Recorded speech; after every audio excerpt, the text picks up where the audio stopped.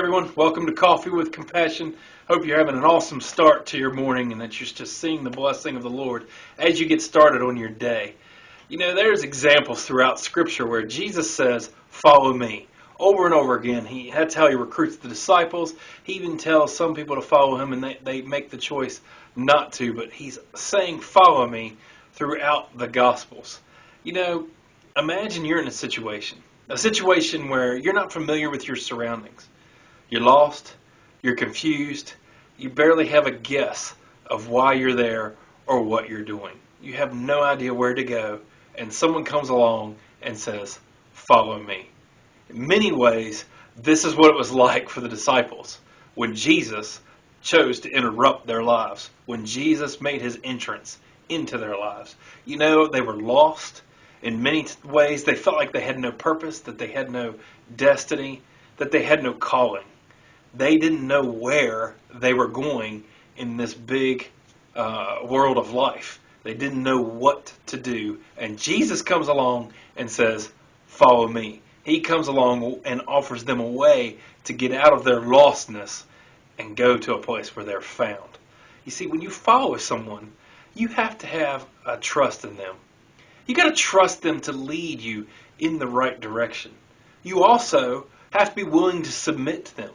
If you're going to follow them and they're going to take you the right way, you've got to follow their directions.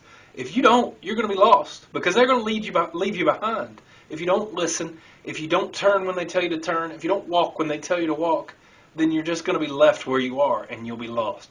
Also, you got to keep your focus on them.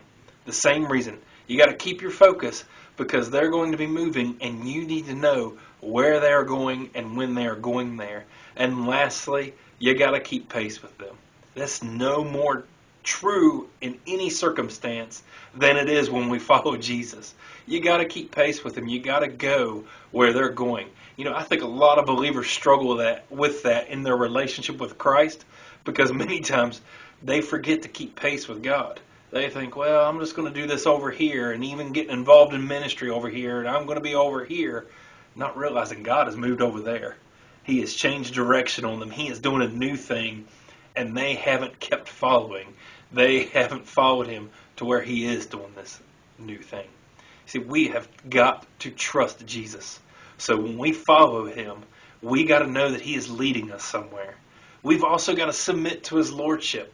And we've got to keep pace with him because he is not going to move at our pace. And he is certainly not going to submit to our lordship. So when we're following him, when we're going to follow, we got to keep our eyes on him. You know, in Matthew 16:24, it says, "If anyone wants to be my follower, you must give up your own way, take up your cross, and follow me." Those are the words that Jesus. Now, sometimes when you read that verse, you think, man, that is hard. Man, that sounds tough. But all he is saying is what we've been discussing here today. He's just saying, follow me. I know where I'm going. Trust me. Keep pace with me. Don't do it your way. Do it my way. To take up your cross means that you're giving up your way of doing things. To take up your cross means that you're sacrificing your choices for his choices. Why? Because he knows the way. He knows where he's going. And all he's asking is for us to keep pace. He's telling us to trust me. Watch me. Follow me. Have an awesome day.